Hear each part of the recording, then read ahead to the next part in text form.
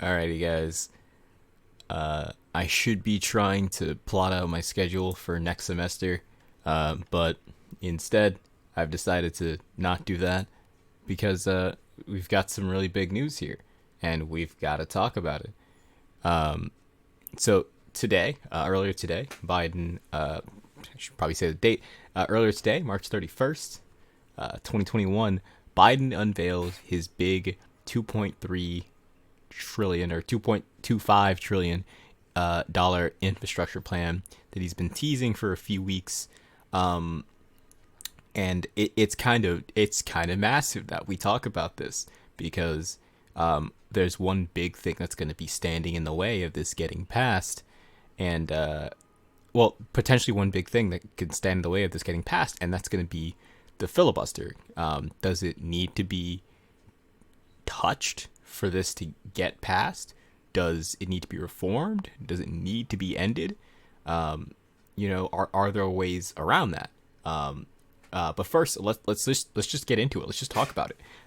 And sorry about the squeaking. I definitely need a new chair, which is why that row of chairs at the top is showing. Those ads know my issue here. Not sponsored. But we got to get into this.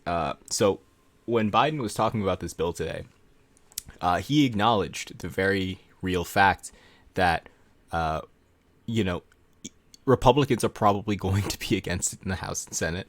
Uh, he did mention while he was talking that he spoke to Leader McConnell about it, and that everybody supports transportation infrastructure, which is a big part of this. It's something that um, I thought I opened that already. It's something big that Trump and Obama, and I'm sure presidents before, definitely tried to tackle on a national, like federal scale, but didn't eventually get to. Everybody remembers how frequently Trump was talking about infrastructure week, and these things never came to fruition. But the goal here is that it actually does. There is a concrete plan for transportation infrastructure as a part of it. It's probably the most expensive part of it. Is that transportation infrastructure, which is going to be, it's roads and bridges and stuff. It's supposed to be, his words, on the scale of, deploying interstate highways in the first place, by Eisenhower. It's on that scale. It's, talking getting electrical EV like charging stations all over the country. That's kind of big. If you look at maps like right now where charging stations are, they're pretty well kind of scattered. There could be more. They're definitely not the volume of gas stations, but there are a fair amount of them and different ones for different types of cars. But the fact that they're trying to get something out now is great, especially with some states. I think Massachusetts just is working on a bill. New York is working on a bill, and California has, of course, said they're trying to get to a lot of electrical vehicles on the road for 2030. So it's really great to see this on like a national level. Them talking about this, and this is a part of the plan as well. And there's other important pieces to this. There are just bare bones infrastructure pieces to this. Lead pipes, service lines, schools, home. All of these big portions that are gonna also raise money, like investing billions in manufacturing, which is great, and things that are great for the climate, great for the world, like trying to get on electrical vehicles, which is great. He did also talk about raising the tax rate to 28% for corporations. If you don't know, it was higher. It was 35% before Trump, and then lowered to 21% with that big 2017 tax bill. Is probably one of the only major accomplishments of the Republicans in that Congress, that they lowered the tax rate in their whole 2017 tax bill. Biden says 35% was too high, while also pointing to how it was higher than 35% over the period between World War II all the way to 2017. That's all true. I think it would raise more money. They say it's going to raise a lot of money just doing this.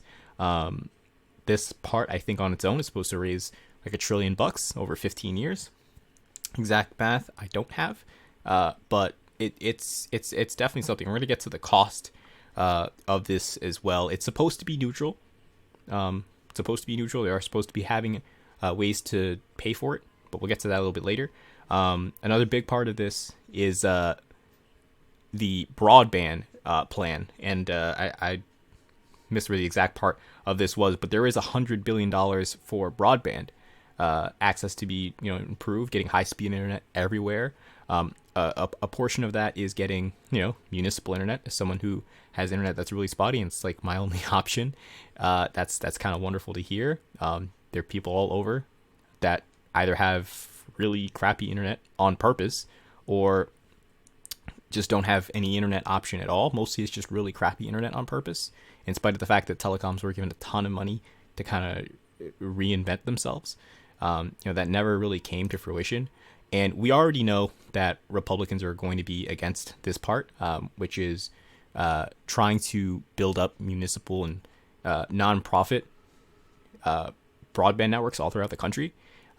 We already know Republicans are going to be against this. This is from February. Republicans being against this, wanting a ban on there being these municipal networks. So they say it limits competition. But what it does is just force companies to actually pay good, reasonable prices at the same time. But we keep going with that. There are just generally positive things in this bill, things that are meant to help people, an actual, concrete infrastructure plan that does something versus what other presidents have tried to do. Every president has tried to do before Biden. That's like Democrats, that's Republicans. This is concrete. This is big. And it's trying to do something, and when Biden was talking about it, he was trying to say that a lot of Democrats and Republicans are going to support this. Everyone kind of supports some kind of change for internet providers. They either charge you randomly, they hide fees, whatever it is. Everybody's kind of on board with some kind of change to that, and this is a big portion. It's great to see some change there. I'm sure with it being focused on transportation, our Secretary Mayor Pete is going to be kind of happy to be on board for that. So now with the hurdles, of course, House Republicans are not going to be happy to have these networks, have these city-run networks, kind of like what there already are in some states, in some cities throughout the country. And they're probably not going to be too happy to raise that corporate tax that they just lowered a few years ago to 21%. That's what they did with the tax cuts bill in 2017. And most of that hasn't been covered. That would be a great way to help pay for this as well. Just repealing most, if not all, of the tax cuts bill, because it mostly went to the rich. Another big thing, I really gotta, let me actually just turn this off real quick. I thought I had this off. But another big thing that is going to affect this are conservative Democrats, because if there aren't even votes within the Democrats themselves, there are narrow majorities. We know this. There are narrow majorities in the House and the Senate. In the House, it's 219 Democrats versus 211. The majority is at 216 or 217. So they can only lose a few in the House. I'm going to talk about the House in a second. And in the Senate, it's a 50-50 split, with Vice President Harris being the tiebreaker if they can get 50 votes. But if they can't even get to 50 votes, they can't even get to 50 Democrats, then, it's a lost cause. So Joe Manchin is one of those conservative Democrats that might not be entirely on board for every part of this. He's someone that's invested in, I guess I'll call them even more archaic forms of energy in coal companies in West Virginia, family businesses and all of that. And he's the chair of energy. So this bill in some way impacts him, and it impacts his constituency, even though they do kind of want him to vote a little bit more to his right. He votes a little bit to their left, as I've said before. But he's even said that as long as the bill is paid for with new taxes, which Biden has suggested, as long as they're paid for with those new taxes, he is absolutely down for infrastructure. West Virginia needs infrastructure. It needs some better roads. This is not me going down on West Virginia. This is not me being down on West Virginia. This is, I mean, every state needs better roads. But West Virginia really needs those better roads, and they're really going to benefit from this. So Joe Manchin definitely wins something, wins a lot by having this bill passed, especially if it's paid for. And they're talking about it being a net neutral thing. They're talking about it actually being more than paid for by various taxes. And I think that's believable. They're trying to make it over 8 years. That 2.25 trillion bill for it is supposed to be paid for by new taxes. That raising the estate tax, raising the corporate tax being one of the big parts of that. So, given he also thought it was going to be $3-4 trillion at the time, and it only ended up 2.25. That's great. And the fact that it's also taxes that are only going to go up for people making over $400,000. So everything's kind of working here. Everything that Joe Manchin needs is working here for him to not stand in the way. There are a couple other holdouts potentially, but I think they'll be on board because they're definitely less conservative than he is, and that's Kyrsten Sinema and perhaps Senator Angus King. But they're probably going to be on board with this. This helps everybody. Everybody's on board with this. I don't think Republicans are going to be on board with it at all. I know President Biden said that Leader McConnell supports it, but he has voiced his support for things and then not voted for them a ton in the past. And the same goes for every Republican, even the ones that are the most liberal. Like I saw Susan Collins is probably not going to support this either. I think she's pretty much already said this year that she would not anticipate that it would be well received, that the taxes would go up for people making over 400,000. That's a prohibitively small portion of the country right there on its own, and everybody supports doing that. Everybody supports it. There's like 70% of the country minimum that supports this. So that's Democrats and that's Republicans that support raising the taxes on people that make a lot of money. It just makes sense. Before Reagan, they were taxed a lot of money and they were responsible for paying a great portion of our taxes, and they pay a lot less now. So this is good, but there's probably not going to be any crossover in the Senate. And I want to specify the no crossover in the Senate and Congress, because there's crossover in the voters. It's bipartisan when you look at the actual voters who support it. Republican voters want it. Democratic voters want it. Republicans in like the actual states and cities and towns want it. It's just not Congress for some reason. So like I said, going over what Obama and Trump tried to do but failed at doing. And then kind of our one other possible big hurdle, but probably not, is the House. So like I said, it's 219 to 211. We know the progressives who make up the squad. AOC is a big one. And here she's saying that it's not big enough. And I think a lot of people can agree it's not.